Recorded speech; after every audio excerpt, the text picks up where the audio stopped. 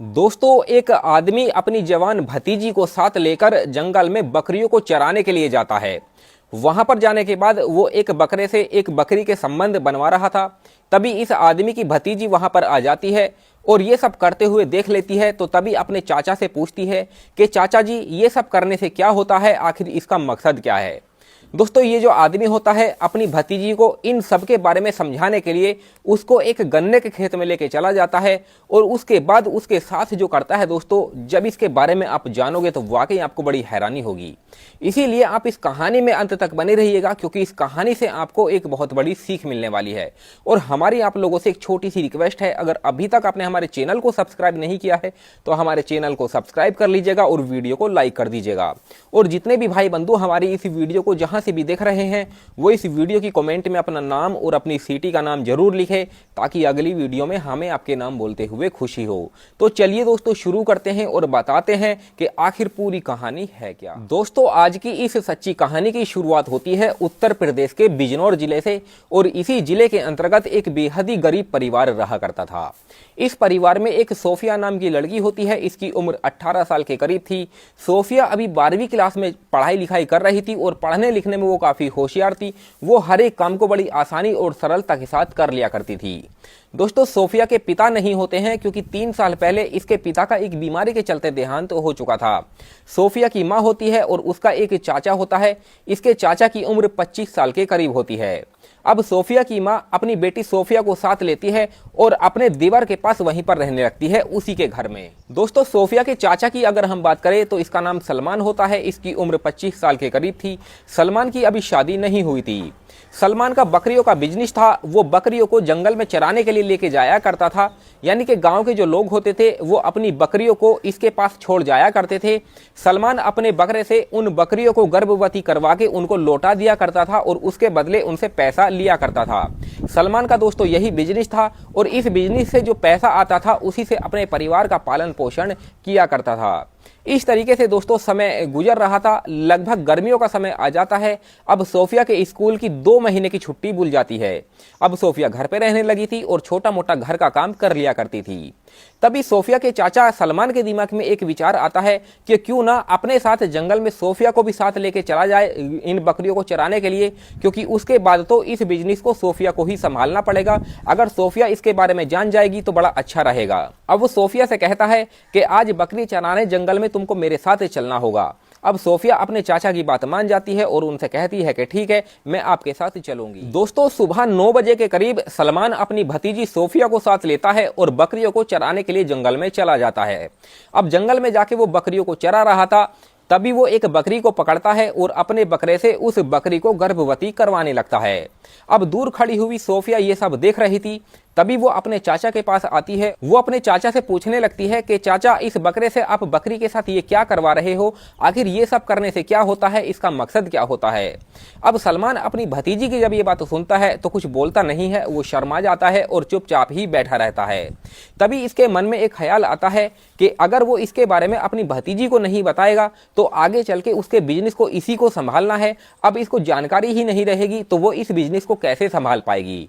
तभी वो अपनी भतीजी सोफिया को अपने पास बुलाता है और इसके बारे में उसे समझाने लगता है और कहता है कि ये सब करवाने से बकरी गर्भवती होती है और उसके बाद 9 महीने के बाद बच्चा देती है और इसमें बकरी और बकरे को काफी इंजॉय भी आता है। अब सोफिया उसकी बात समझ जाती है और कुछ बोलती नहीं है, वो चुपचाप ही रहती है। ऐसे ही दोस्तों 1 महीने का समय गुजर जाता है। दोस्तों, सोफिया हर रोज अपने चाचा के साथ बकरियों को चराने के लिए जंगल में जाया करती थी। सलमान भी किसी न किसी बकरी को अपने बकरे से हरी करवाया करता था। अब हर रोज सोफिया इन सब चीजों को करते हुए देखा करती थी। उसके दिमाग में इन सब चीजों का गलत प्रभाव पड़ रहा था। दोस्तों, एक दिन सोफिया अपने मन में सोचती है कि जैसे बकरा और बकरी करते हैं इस तरीके से तो इंसान भी कर सकते हैं, इंसान भी मजा ले सकते हैं। आखिर मैं भी तो लड़की हूं, मेरी भी तो कुछ इच्छाएं हैं, मेरे भी तो कुछ सपने हैं। अब जैसे ये बकरी और बकरा कर सकते हैं तो मैं भी तो किसी के साथ कर सकती हूं। आखिर मैं करूं तो किसके साथ करूं। तभी सोफिया के दिमाग में अपने चाचा के प्रति गलत विचार उत्पन्न हो जाते हैं और वो अपने चाचा के साथ ही ये सब करने के बारे में सोचने लगती है कि अगर अपने चाचा के साथ करेगी तो इसमें कोई हर्ज नहीं है। दोस्तों, एक दिन सोफिया अपने चाचा के साथ बकरियों को चराने के लिए जंगल में पहुंच जाती है। अब इसका चाचा सलमान एक बकरी को बकरे से हरी करवा रहा था। तभी दूर खड़ी हुई सोफिया ये सब देख रही थी। वो अपने आप को रोक नहीं पा रही थी, अपने आप को बर्दाश्त नहीं कर पा रही थी। तभी जब बात हद से ज्यादा बढ़ जाती है तो सोफिया अपने चाचा के पास आती है और उनसे कहती है कि चाचा जी, मुझे आपसे एक बात करनी है, अगर आपको बुरा ना लगे तो, लेकिन इसके बारे में आप मम्मी को बिल्कुल मत बताना। जो बात रहेगी वो आपके और मेरे बीच में ही रहेगी। अब सलमान अपनी भतीजी सोफिया से कहता है कि बोलो क्या हुआ है, आपको क्या बात करनी है। मैं आपकी किसी भी तरीके की कोई बात किसी से नहीं बताऊंगा, आपको डरने की कोई जरूरत नहीं है। अब सोफिया का जो हौसला है वो और बुलंद हो जाता है। वो बेझिझक अपने चाचा सलमान से कहती है कि जिस तरीके से ये बकरा इस बकरी के साथ क्रिकेट मैच खेल रहा है, इस तरह का क्रिकेट मैच मुझे भी आपके साथ खेलना है। मेरा बहुत दिनों से मन था, लेकिन मैं कहने से डर रही थी कि कहीं आपको बुरा ना लग जाए। मैंने कई बार आपसे कहने की कोशिश भी की, लेकिन कह नहीं पाई। लेकिन आज हिम्मत करके मैं आपसे कह रही हूं कि मेरा भी मन है इस तरह का क्रिकेट मैच आपके साथ खेलने का। अब सलमान अपनी भतीजी सोफिया की जब ये बात सुनता है तो उसके पैरों के नीचे से जमीन खिसक जाती है, वो दंग रह जाता है। उसके बाद वो अपनी भतीजी सोफिया का कुछ भी जवाब नहीं देता है। लगभग 10 मिनट गुजर जाने के बाद सोफिया फिर अपने चाचा से पूछती है कि चाचा जी, आपने मेरी बात का कोई जवाब नहीं दिया है। अब सलमान के मन में भी विकार उत्पन्न हो जाता है। वो सोचने लगता है कि आखिर जो मेरी भतीजी कह रही है वो सही है, क्योंकि वो भी जवान था, उसकी भी इच्छा थी कि वो भी इस तरह का काम किसी के साथ करे। अब अगर घर में ही ये सब करने को मिल रहा है तो इससे अच्छी बात तो हो ही नहीं सकती, क्योंकि बात घर के घर में ही रहेगी, बाहर किसी को पता भी नहीं लगेगा। अब सलमान अपनी भतीजी की बात मान जाता है और उसको साथ लेता है, उसका हाथ पकड़ता है और एक पास के ही गन्ने के खेत में पहुंच जाता है। उसके बाद सलमान अपनी भतीजी के साथ बड़े ही ताबड़तोड़ तरीके से क्रिकेट मैच खेलना शुरू कर देता है। वो अपनी भतीजी की लगातार हालत खराब कर रहा था। सोफिया अपने चाचा से बार बार यही कह रही थी कि उसे बहुत ज्यादा दर्द हो रहा है, उसे छोड़ दो, लेकिन ये आदमी को एक ऐसा मौका मिला था, एक ऐसा गोल्डन चांस मिला था कि उसे ये गंवाना नहीं चाहता था। लगभग 2 घंटे के अंदर अंदर सलमान अपनी भतीजी की पिच पर शतक लगा देता है। उसके बाद ये दोनों गन्ने के खेत से निकल के बाहर आ जाते हैं। अब सोफिया को काफी ज्यादा अच्छा लगा था। वो अपने चाचा से कह रही थी कि मुझे पता नहीं था कि ये सब होता है, इसमें इतना अच्छा लगता है, इसमें इतना मजा आता है, नहीं तो मैं तो पहले ही आपको मौका दे सकती थी।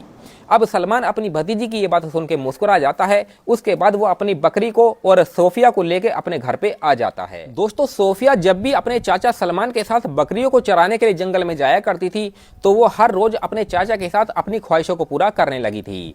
इस तरीके से दोस्तों 4 महीने का समय गुजर जाता है। एक दिन सोफिया की अचानक तबीयत खराब हो जाती है, उसको उल्टियां लगने लगती है।